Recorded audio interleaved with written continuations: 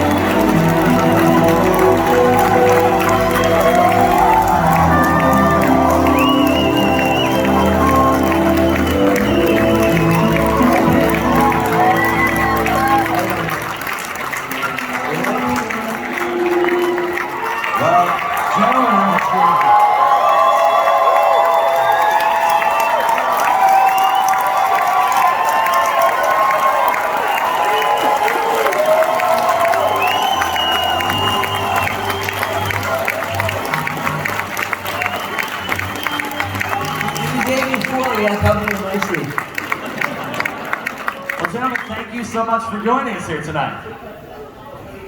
Hey, I have a mic. I'm going to turn it. Give me a bigger mic and I'll beat myself in the head. Well, welcome to New York. Thank you. You guys been having a good time so far? I live here. So, when you come to New York, what's the first food you have to have when you get here? I don't know. I don't know. I figured I'd start it easy with food. Probably a restaurant. It's called Salmiera or something like that. I think it's all that. And 64th Street. Across from Lincoln Center, kind of. Cut, print. All right, thank you so much for coming, everybody. We'll see I live in New York, so I have kind of a case. But there's always places that neighborhood places are really great. There's a place near me called Vico. I'm doing it. Vico Lani. A great balsamic chicken. So we're going with Italian, so that's good to know. So, Chris, tell me about the first time that you guys met. First time the guys was it the first day of shooting? Yeah, first day of shooting. You were out, I think you were literally out beside the door and said, here's Chris, this is Mike, go. Amazing. You go there? What the heck? Crazy. And Donnie was running around. It was really that crazy. I don't know, maybe you know that. Because school, but there's another actor who was playing Marty for 5 weeks, and then they brought me in last minute, threw me in some stuff. Said like weird stuff happened. Like they wanted me to wear Converse, and they said, "What shoes do you want to wear?" I said, "These are good." And it started a whole revolution.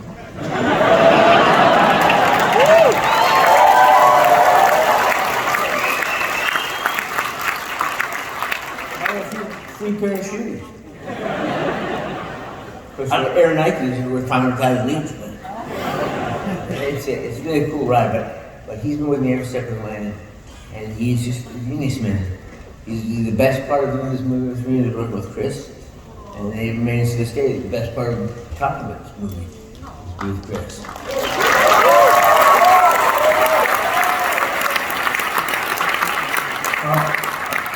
I recall it one night, we're shooting in the what do you call it, the marketplace at night. Yeah, the Twin Farmers Mall. Yeah. Twin Pines.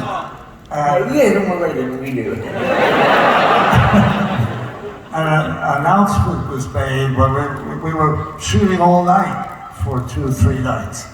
And an announcement came up to everybody before we broke for lunch, which was like 1 o'clock in the morning, that we were all together at some spot, that there were announcements to be made. They're hiding in the trailer. And Spielberg was there, Bob Zemeckis, all the suits and shirts and everything. Andy Murphy. Who? Andy Murphy. Frank. No, I'm sorry. I'm remiss. I forget. Yeah, no, I'll make it.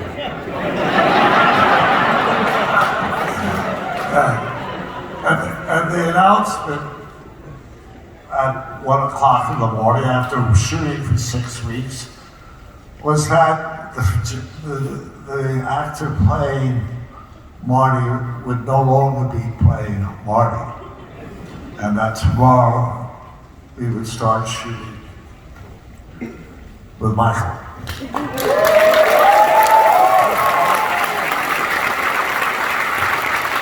And I didn't know Michael, other than hearing about him, and 6 weeks of shooting, and they're going to change, and I felt that I barely made it through the 6 weeks work, and now I was going to have to do it again.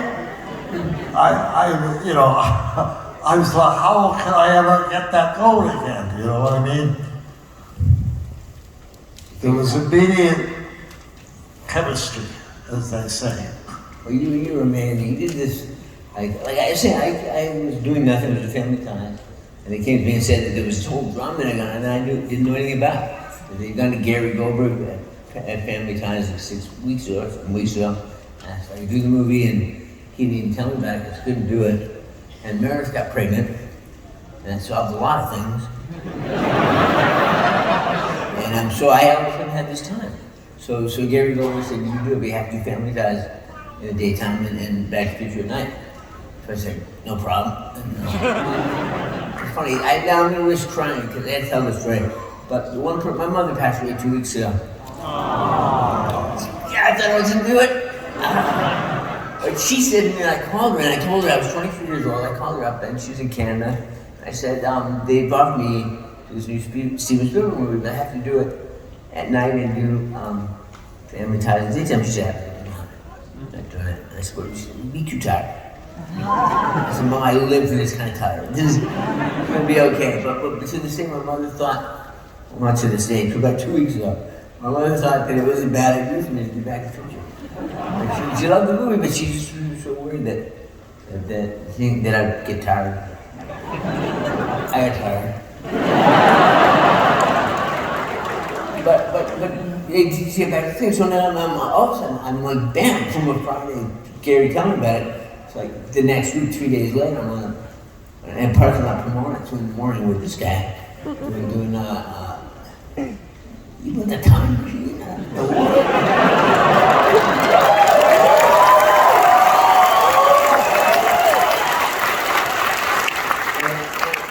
And there was 2 things. One thing was that it was a lot of fun to play this, and I could tell that they were starving for a goofball. They had a really brilliant method actor, doing really good work. But they didn't get an idiot, and they got me. And I could tell it was thrilling with my idiocy, my goofiness. And the other thing I noticed was Chris was a genius I'm sorry, you get a word in. They did not come here to see me. But Chris was genius at we call it acting laying the pipe, or doing the exposition. It's in every TV show you watch, they say, Burby had the weapon and he brought it to the thing and he goes, yeah, but you had the weapon, remember? That's all exposition, because it's boring to get out. You have to get the information and tell the story. No actor wants to do exposition because it's boring. But this guy is the king of exposition. God, Marty, you know, the freaking thing is you can retain it all. Because he's so good at it, and he's so brilliant and entertaining. And I just went, well, not only about this is a cool thing that happened to me, but I gotta watch my ass, because this guy blown me off the screen. And he did, he really did.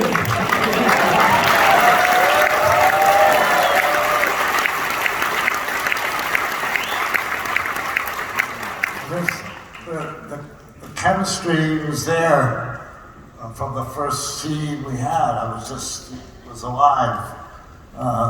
And it remained that way for 3 movies. And that's all the way, by the way. Amazing. And Chris was funny when he was not doing anything. Like he was funny just watching the cast service and picking out a hot dog to eat. And one of my favorite moments was I just want to see with Crispin Glover and Bob Smith getting along on account of Crispin out there. Actually, Chris was the same thing. It's fun working with him because he's a genius. Amazing man. He just go off on tangents, you know. We had a broom in it. Waiting with a broom. A swoop of indignation. Or some realities. I found it very entertaining. But Bob had a hard time because these elaborately set up shots. And they literally had to build like pathways for Crispin to walk. And so I walked out one time on my trailer, and Crispin and Bob were arguing outside the trailers. And then Chris's trailer door opens. Chris, like, to see the noises. Oop. Oh, the door goes back in. He's a genius. That's what I did. Yeah, nope, not my thing. I'm in there. I just screaming at him. All right, so I reached out to some of the folks that I know, and they sent in some questions. And one of those persons is Kevin Pike, who helped build the DeLorean time machine. He was curious as to what each of you thought when you saw the DeLorean for the first time. You said one name. I don't know. I thought it looked right, you know. It looked like the kind of machine that did the things it did.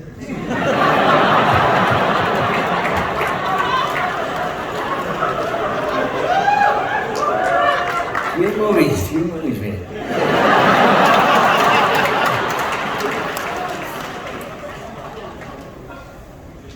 From Back to the Future to Brokeback.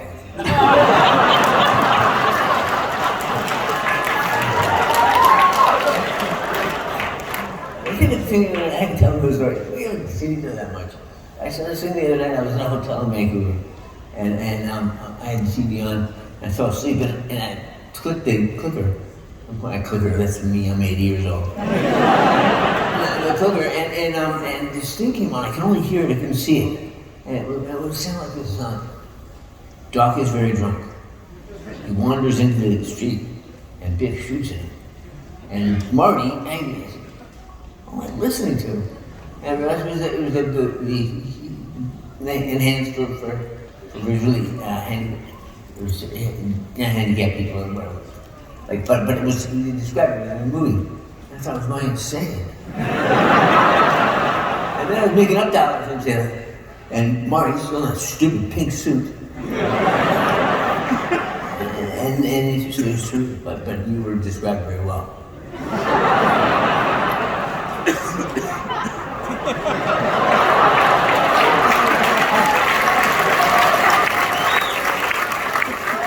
I'm a goofy night. I don't know about you. I'm just having so much fun being nice.